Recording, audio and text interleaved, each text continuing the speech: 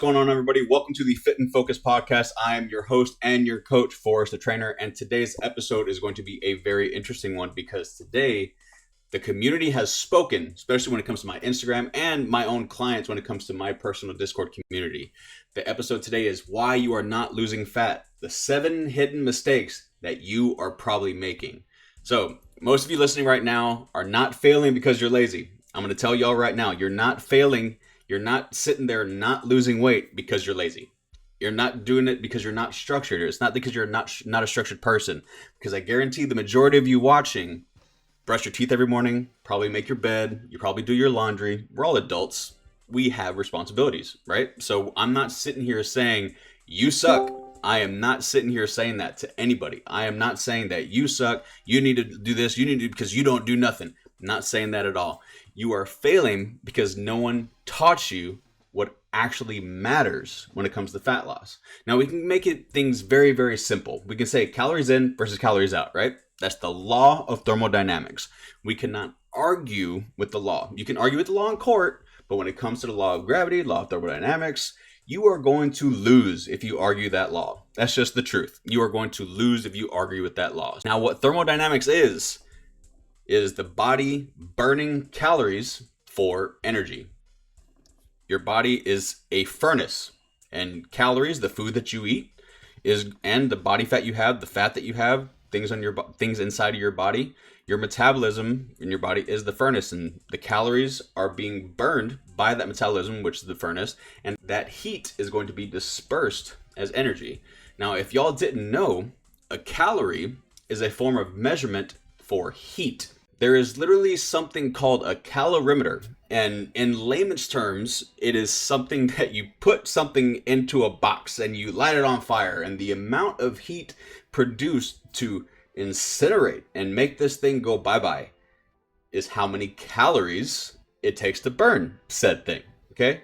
When it comes to who I coach, when it comes to the demographic that I coach most often, when it comes to fat loss is a very common goal when it comes to online fitness coaching for my clientele. But I typically coach busy moms, busy parents. And this whole thing, especially if you're a busy parent, you're juggling kids, work, stress, and trying to have a life, trying to have fun, I'm going to be breaking down 7 hidden mistakes that are secretly holding you back. And if you recognize even one of these, I promise you're going to walk away with clarity and be able to start a plan and a strategy for your goals going into the new year, okay? Just letting y'all know, I get it, because one, I'm a dad too. I'm a single dad, and because here's the thing, before I became Forrest the Trainer, I was the guy saying, I don't have time. I can't do it. I'm too busy. There was a point in time where I lost breath. I got winded by putting on a pair of socks to go play outside with my son when he was a toddler. He was like, Dad, ball? Dad, ball? He wanted to go play outside. And I went to go put on my socks, and pero soy gordo, I got fat. I tried to put on my socks and I got winded. I had to kick myself back on the couch. And he goes, it's okay, Dada. And he got sad. I promised myself I would never allow myself to get into that position ever again. So I changed my life, and now I teach busy parents how to do that. So because I couldn't play with my own son, I had to get out of there. So if you feel stuck, overwhelmed, or confused, just trust me, I've been there. I am not just blowing smoke up your ass. I've actually lived this life. I've lived the harder life. I'm not going to choose hard. If I'm going to experience something hard, it's going to be my choice, and I'm going to get something out of it. Mistake number 1, you undereat during the week and you overeat during the weekends. So when it comes to a calorie deficit, we just talked about calories in versus calories out, the law of thermodynamics. When it comes to being in a fat loss phase, and you are being coached and you are tracking your food and doing everything perfectly, let's say you are in a 300 to 500 calorie deficit. 1 pound of body fat is around 33 to 3,500 calories. So I want you to do the math on that. 3 to 500 per day deficit. It's going to take you 7 to 10 days to burn off that pound. Okay, that's if you're doing a healthy deficit. If you're doing a deficit any steeper than that, and you're not bodybuilding, you are not doing something that is healthy for you. So do not think, oh, I need to be in a 3,500 calorie a day deficit so I can lose a pound a day. That's not how this works. That is not how this works, guys. It's not how this works, okay? So the classic, I eat clean, but nothing's changing. You undereat during the week, you overeat on the weekend. So I brought up that point about what a healthy deficit looks like, because if you're eating in that consistent 300 to 500 calorie a day deficit, and that's a pretty steep deficit to begin with. If you were to go into a caloric surplus by 100 calories for just the weekend, oh my God, coach, that's only 200 extra calories. No, if you are in a 300 calorie deficit and you went into a 100 calorie surplus, you ate an extra 400 calories. So an extra 800 calories. So at the end of 1 week, where it's supposed to be taking you 7 to 10 days to actually lose 1 pound, 3,500 calories, let's take 800 calories off of that. You have not lost that pound yet.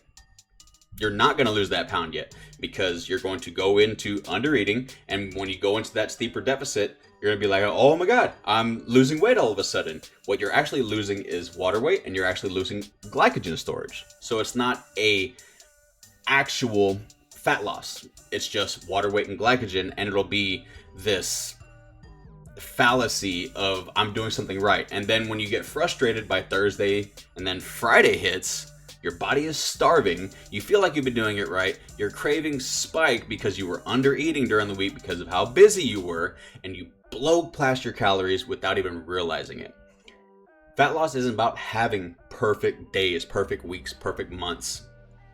It's about consistent weekly averages, because once we get closer to an average and we're in a caloric deficit more often than not, that's how you're going to get consistent results. If your intake swings like a roller coaster, so will your results. So that is mistake number 1. You undereat during the week and you overeat during the weekends, okay? Mistake number 2, you don't track anything. Now, is tracking a requirement for everybody, forever and ever, amen? No. There is ways to get around tracking your food. There is ways to get around carrying a food scale for whenever you go out to eat and stuff like that. But if you're not tracking calories, you're not tracking protein, you're not tracking your steps, you're not tracking your sleep, you're not tracking nothing, here's the truth. And might not want to hear it. You can't fix what you can't measure.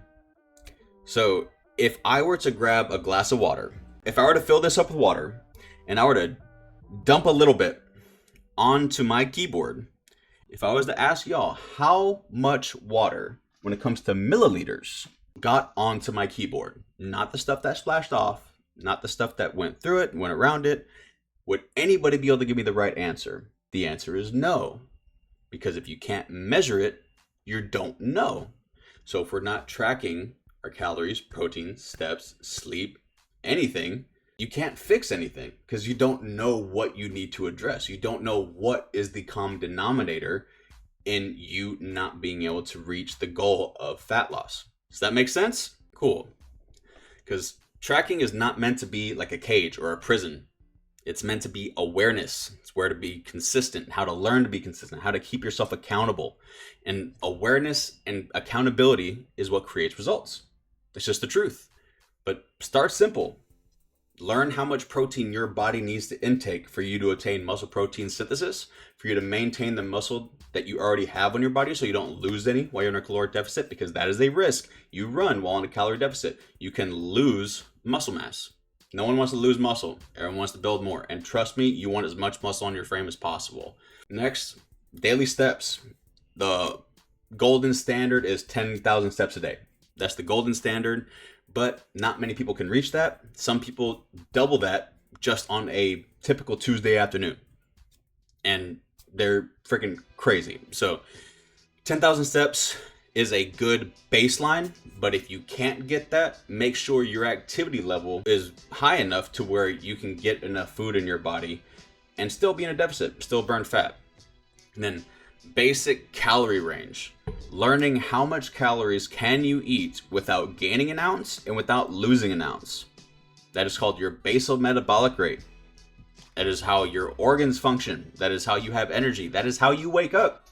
You have a certain amount of calories in your metabolism that goes into that furnace like I was talking about, and you have the energy to get through your day. Okay? Moving on. Mistake number 3. You are doing the wrong type of cardio. My name is Forrest, and I am anti-running. I hate it. I hate it with everything I got. Now, for all you runners out there, I get it. I hope y'all enjoy running. I hope y'all have the funnest time. If y'all see me running, get behind me, because something's fucking coming. That's just the truth. You're not going to see me coming. You're not going to see me running, excuse me. But busy adults often think, I need to burn more calories. So they jump into running. I'm going to run a mile every day like I did in high school. You are not in high school anymore. You are not in high school anymore. But running is a high intensity state of cardio. And that high intensity state of cardio will put stress on your joints. It'll put stress on your hips, joint. It'll put stress on your body, your muscles, all over the place, and it'll start being counterintuitive to the goal that you have, which is fat loss after a certain point. So it's something that I like to call the point of diminishing returns. So everyone knows the point of no return, but this is the point of no returns. Like, you're not getting anything out of it. So if you're not getting anything out of something, why are we doing it? Now, for the people that do running, the people that go running and enjoy it, it's peaceful, it's meditative for them. More power to you. But outside of that kind of training, it spikes your cortisol, your stress hormones. It wrecks your recovery, especially if you're doing hypertrophy training or muscle building, fat loss. It makes fat loss harder. It makes building muscle way harder, especially if you're already tired. Because a lot of people will be like, I'm going to run and then I'm going to lift. And then I'm going to run after my lift. That's just, nah. So that is a secret killer of fat loss, running. So what is the best cardio for fat loss? And if your answer in your head is the Stairmaster, you are wrong. Anybody know what the best cardio for fat loss is? It is walking. Walking is the best form of cardio for fat loss. Low intensity, steady state cardio. Best cardio for fat loss ever, forever and ever. Amen. It's been scientifically proven. So the reason that is your body is in that steady state, it can handle the metabolic burn before you do it, while you do it, and after you do it. So you have a metabolic increase. You're going to be burning calories even though you're already done with your walk. You could be sitting on your couch burning calories, burning body fat that you're not going to get when you go for a run, because your body's going to be trying to immediately recover from that run. So let's go for a walk, be chill, be able to enjoy our scenery, maybe even do it on a treadmill and enjoy scenery there too. I don't know, but walk. Don't run. Moving forward to the next mistake, number 4 out of the 7. Sleep, sabotaging your fat loss. I call this the parent trap, not the Lindsay Lohan one. You finally get the kids down. That becomes your me time. I'm a dad. I totally get it. I am the same way. You stay up scrolling. I appreciate y'all watching though. Like, I appreciate y'all watching. I appreciate y'all following. But you'll stay up scrolling. Sometimes even snacking when we shouldn't be, because it's the only quiet part of your day. It's finally the time you get to watch what you want to watch on the TV. Like, the hell with that Baby Shark. But poor sleep will destroy the fat loss. Your hunger hormones will spike. Your cravings will go up because your energy goes down. Then your mood drops. It turns everything into an uphill battle, which is harder. And no one wants that when the goal is fat loss. Everyone wants it to be easy peasy and go downhill and make everything easy and enjoyable. A simple 30-minute wind down every single day. Set yourself a routine. I have my Alexa lamp at a certain time every morning, every afternoon, and every night. Turns on or off to let me know I need to either get out of the room, get out of the bed, get out of the house. I need to be moving. I have a routine set up for my success, for the goals that I have. And it is going to be beneficial for me no matter what, because I am not going to allow myself to get stuck in the rut of whenever I got things that I want to achieve. It's just what it is. Mistake number 5, you are training too hard and you are not training progressively. Hard versus progressive. Are you in good hands? Not that kind of progressive. But You are training too hard, but you are not training progressively. Hard, but most people train with effort. You're not going into the gym and lollygagging. If you're already making the effort to go to the gym, you are making an effort. You're training with effort. You hit random workouts, random machines, random reps, whatever feels good that day, whatever video you saw on TikTok, whatever video you saw on Instagram, YouTube, Reddit, I don't know. But fat loss and muscle retention come from progressive overload, mechanical tension, time under tension, mind-muscle connection, so many other things, metabolic stress. So many things have to line up. The stars have to align for muscles to be built, for fat to be lost. So why would we want to go willy-nilly and just be ambiguous about where we're trying to go? But you don't have to work that hard. But whenever you don't have to be going all this extra when you can just go into a straight line, straight towards your goals and get to them as quick as possible. And isn't that what we all want? We want to get to our goals as quick as possible. We don't want to be, well, what's going on? Why is this not happening? Why is blah, blah, blah, blah, blah. None of us want to go through that shit. So fat loss and muscle retention come from progressive overload, mechanical tension, metabolic stress, everything I said. If you're not tracking your lifts, you're guessing. And if you're guessing, you are rarely going to get the right answer. If you remember those Scantron tests, the answer was not always C. That was a lie. That was a huge lie. Because when you are guessing, progress will stall. And what's the title of this podcast? Why You're Not Losing Fat, 7 Hidden Mistakes. Line it up, right? Moving on. Mistake number 6. You think your kids are the reason you can't when they should be the reason you can. This one I'm not going to go too far into because this one hits home for a lot of you, myself included. And I'm just going to be very upfront with everyone in here.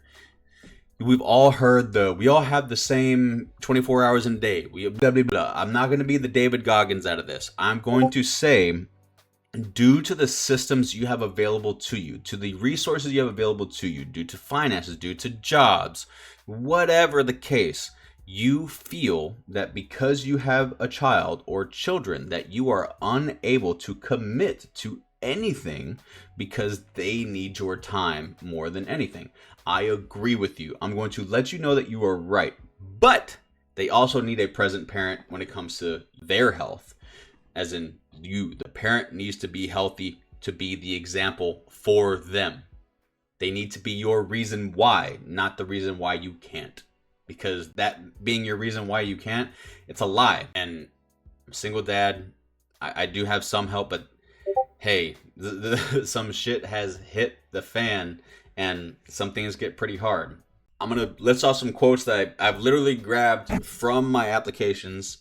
I don't have time because of my kids. I can't commit because of my kids. I'm too busy because of my kids. But here's the truth. Kids aren't the excuse. They're the reason why you should.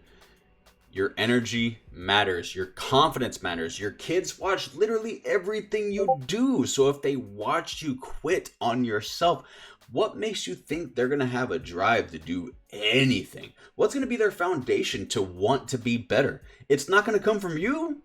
They might get it from a teacher or a coach, but would you want it to be from you? So they absorb your habits, your mindset, and your standards. You're not just getting in shape for you and to make yourself feel better. You're modeling what self-discipline and self-accountability looks like to your next generation. So let's keep that in mind. But last one, mistake number 7. You are expecting results without structure. I want you to build me a building. I want you to build me a house, skyscraper. Build me a boat. Build it from the roof first. Let me know how that goes. Build from the roof down to the floor. Then the foundation being the last thing you build. If you can build that house, I'll go live in it right now. I'll move everything out of this house and I will go live in that house right now. I will go live in that skyscraper. I'll go live in that boat. Build a house, build a structure from the roof down to the bottom and start from the top. See how that works out for you. I guarantee it won't. I guarantee it won't. It's just like trying to lose fat or build muscle with no plan, no schedule, no check-ins, just vibes and hoping it works. It's not how this works. It's not magic. It's structure. It's not easy, but it is simple. I know some of you that use your GPS to drive home every day. Because if traffic gets a little hectic, you take one extra turn, you need to use your GPS just to get home. If you felt attacked, I'm talking to you. Sorry, not sorry. When you follow a proven system, a proven route, like a GPS, everything gets easier. I promise it does. Your meals, your workouts, your recovery, your routines, your sleep, how you feel inside, it all just clicks. So if you feel like you're spinning your wheels, it's not because you can't do it. It's because you're trying to do it without the roadmap, without the GPS. If I told you to meet me in this city and I just gave you a compass direction, just drive north, just drive northeast, you probably wouldn't be able to find me. You definitely wouldn't be able to find me. I'll just say that. So that is a seventh mistake, because you will be ended up spinning your wheels. You're going to be going in circles. You're never going to make progress. You're not going to get anything out of the effort you're putting in. So if you have it in a structured, actionable plan that you can implement into your schedule, around your schedule, for yourself, for your kids, that is how you can burn body fat. If this episode hit home for you, share it with another person, share it with another parent that may need it. And if you want free daily value, support, access to this weekly pod chat, join my Discord community. It is completely free. There is a paid section. If you are a paid client, that's where you get extra resources and extra care. But to get this value, like the weekly pod chats, it's right in here. So just go ahead and jump on in. But if you are tired of trying to figure all this fitness shit out on your own and you want real structure, real accountability, and a real plan, check out the programs and coaching options. I'm going to put this on YouTube. I'm going to put some links and resources for you in the description. And whenever you want to start, whether you're starting a beginner program or fully committing to our one-on-one coaching, this is your chance to finally make progress that lasts, because you'll be getting value like this every single week, if not every day, once you sign up for one-on-one. So I'm just letting y'all know, you are not stuck. You're just missing the right system, and we are here to help. So thank you for coming to this episode of the Fit and Focus podcast. I am your host and your coach, Forrest the Trainer, and I will see you guys next time. Deuces.